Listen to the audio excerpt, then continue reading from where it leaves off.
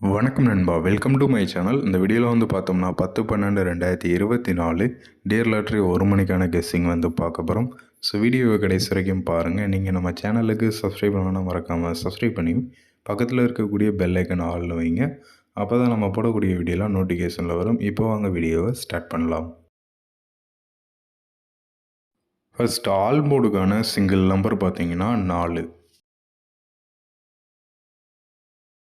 Next ஏவிபிசிஏசி போர்டுக்கான number பார்த்தீங்கன்னா 0770 57 75 52 25 02 20.